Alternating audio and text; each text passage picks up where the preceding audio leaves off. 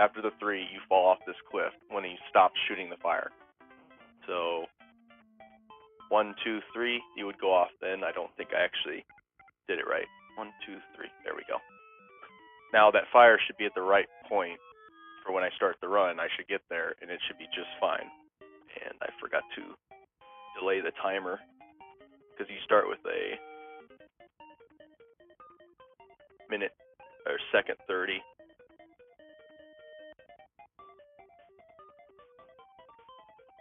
So I'm gonna get going in 3, 2, 1, start.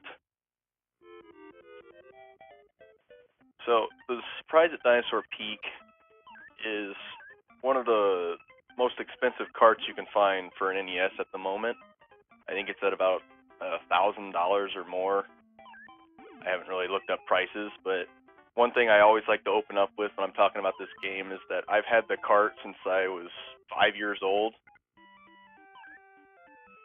And, well, that's as far as I could remember, but we've had it since the early 90s, like mid-90s maybe, because the game came out in 1993 or 1994. We don't exactly know that, but apparently there was a deal with Blockbuster, and that was the only way you could acquire this game. And we got it from a trade with my neighbor. So I think we all know who won in the end of that one. And back in the day, there definitely wasn't any way to know that this game was going to be so rare. So the first level really wasn't anything to talk about other than that fire manipulation strat. So on to the next one. I'm going to pick up this hammer because it's very important just for 2 bosses, and then I'm going to trade it out for the bowling ball, which will be a much better alternative. But one thing about this game is that there's a lot of screen lag when there's a lot of enemies on screen. It's a very old NES bugs for some games. But you shoot out the block here, and then you hit the guy off after he rolls into a ball. That is faster than just going up to him and hitting him. It gets him off the screen about a second faster than just going up to hit him off. And got that switch. You want to get these birders because this helps you boost up your POW, which gets you extra damage on bosses, because most of the time you're charging up a full swing and then you're just going to hit them with it. And I collected the first one in the intro stage, and this next one I need to listen for a cue. I think that was a little late. Yep. And what you wanted to hit there, you want to hit the hammer at the very moment that his frames go away. And you want to be up on the top of the screen because a diamond or a stone just appears and you have to grab it to end the stage. And getting it as close to the top as possible just saves you much time in between.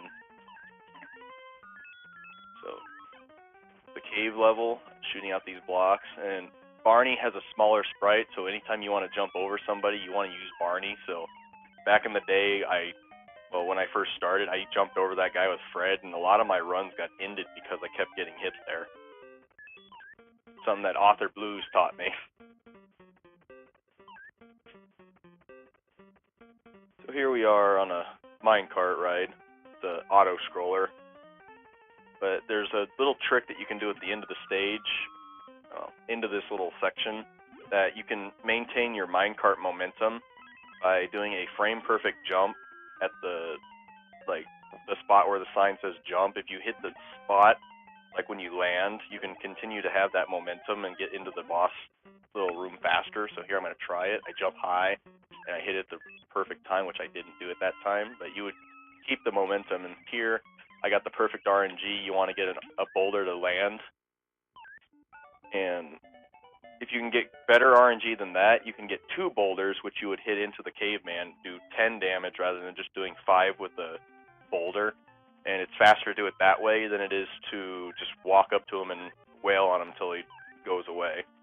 Something that Zone VD found out when he was breaking my record. And actually, some fun note, as of 2 days ago, Zone VD has beaten my record by a 0.14 second margin. Incredible. So I am no longer the world record holder of this game at this very moment. But I always like to praise Zone VD for his inclusion in this speed run. When I started, or when I stopped for the first time, I had a 15:15, and once he got on board with speedrunning this game, we have pushed this to under 15 minutes. Something I definitely would not have done without his inclusion.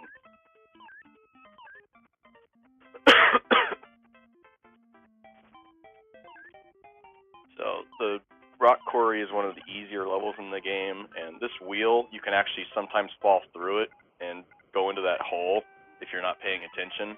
And here you need to collect this meat power-up, which helps you, it kind of saves you frames when you're attacking with stuff.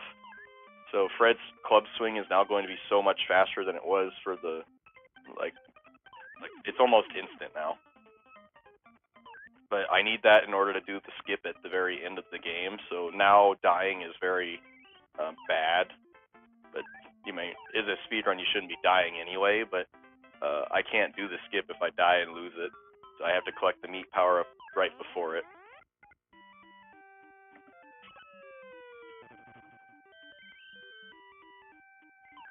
Oops. Oh, I don't know what happened there, but I didn't quick grab.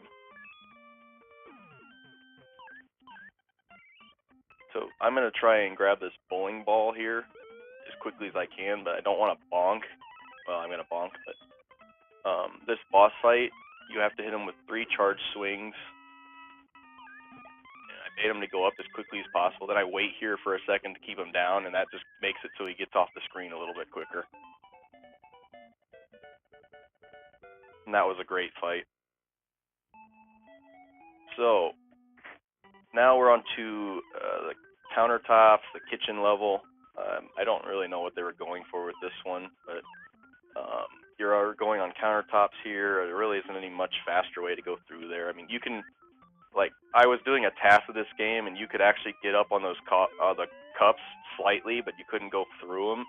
I'm trying to think if there's a way we can do something about that and make that section just a little bit faster, because it's like a maze-like start, and it's not a very, oh, I got through, oh man. Those frogs, if you are down there, you can sort of bait them to jump when you want them to. So every time you're going too high, the frog will jump and hit you. But if you're down there, you can usually do a club swing whenever you jump, and you'll 9 times out of 10 get through there without being hit. I know Author Blues likes to say that the water mechanics are not very good in this game. I don't think they're terrible, but they're definitely not the worst.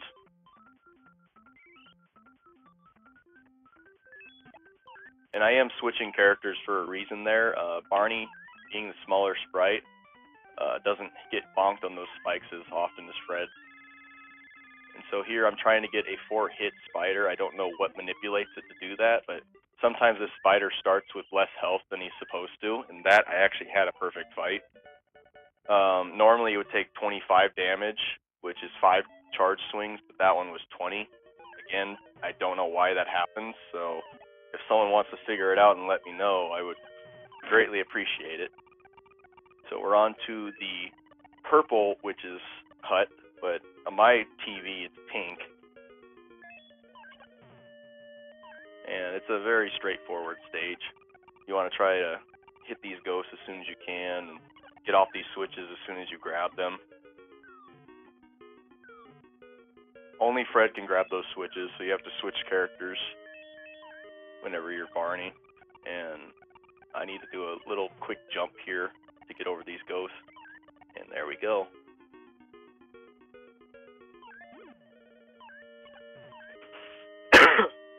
Another nice little skip here. We go down this hole and to the 2 screens ahead. And we switch to Barney just to make sure we get through that watermelon without getting hit.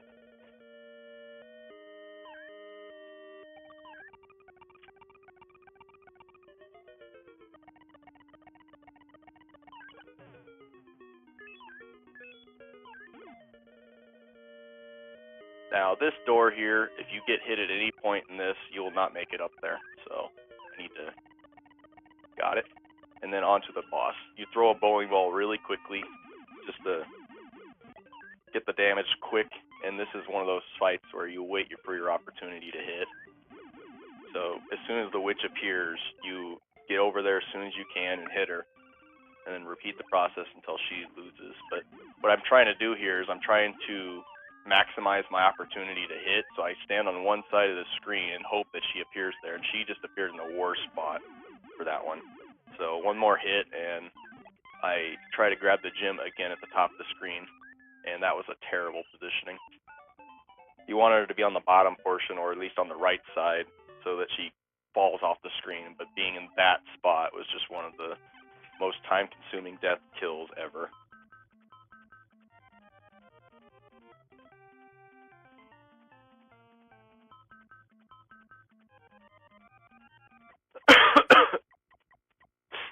So, this is an auto-scroller again, and one thing you can do to get through it every single time is just go to the top right portion of the screen, and now I don't have to do any movement until I win the stage. And this is usually a time to check the chat, but someone like me doesn't have anybody in chat, so it doesn't really matter all that much. It's actually a pretty difficult stage if you try to play it the way you're intended to, but in a speedrun, nothing's really played as intended. So on to one of the quicker stages of the game. Not particularly an easy stage, but if you blink, you'll miss it. It's a lot of ledge grabs, and it's only 3 screens long until you get to the boss fight. And the boss fight is one of the worst in the game. Oh, damn it. It's an RNG mess. You want the dinosaur to either stay in his spot, or if you want to get 2 shots in and then want him go up, and then he has to be in the second hole in the middle. And bait, great. Now onto the fight. I want him to jump, and I want him to... Oh, I got it too late. Now I want him to go into this second hole that I'm at right now, and no, he did not. Still a decent fight, but the bowling ball sprites kind of took off a little bit of time there because of screen lag. So, final level. It's the longest one of the stage. Unlike every other stage in the game, this one takes about 4 minutes. It's mostly because it's a maze the whole way, and not really much else to say about that. The wheel at the end has a great skip, one of the toughest skips to do in the game, but it saves so much time.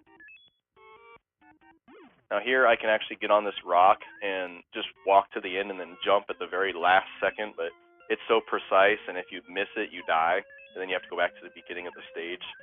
So it's not really one of those risky strats that's worth the payout if you do it.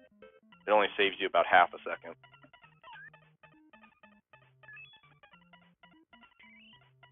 Coming up is another tricky jump in this section.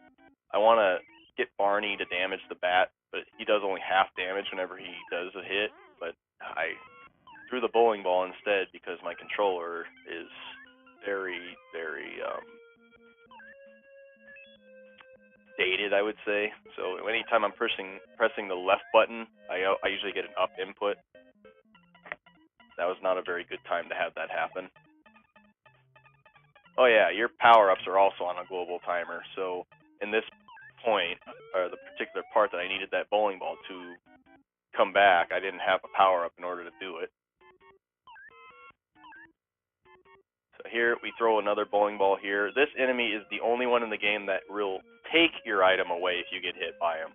So in order to avoid that, and because he jumps, like, randomly, you don't want to really try and hit him with the club because you'll usually get hit, and then you need the bowling ball for the last boss. So you don't want that to happen. So this wheel kills you in one hit, and it's an auto-scroller sort of level. And also one of the hardest skips in the game. It looks brutal, and it is brutal until you master it, but if you get far enough ahead of the wheel, you have a little bit of leeway to sort of slow down, but not much. So here's where it begins. You need to get enough of a lead on this wheel in order to give yourself time for this little skip. And here, yeah, I mean, you can use Fred, but I use Barney at this point just to hit 2 blocks instead of hitting all 3 of them. And here we go. you want to jump, and then switch to Fred. Oh, that was really rough, but I got it.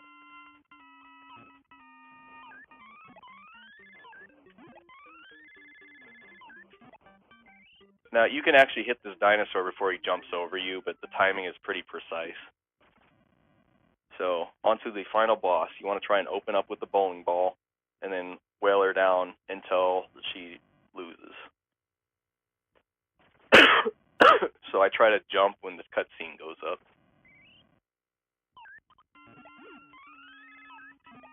Because for some reason, when the cutscene goes up, you lose your charge. Jump. Okay. That's not bad, but I would rather have had I'd rather had her jump. And time is when the box goes up. 15:13 is not a bad time at all. In fact, it's one of my best times I think I've ever had in a marathon. Oof. Wow. You know, before Zone VD actually started, that would have been a world record. But now that we've pushed this game, my sum of best is 14:53. So there's still definitely some time to be saved when it comes to trying to get a world record. But anyway, that was the Flintstones prize at Dinosaur Peak, and it was a very good run. So I hope you guys enjoyed that. And this ending is very bad. And that's what you paid $1,000 for. Have a good day, everybody.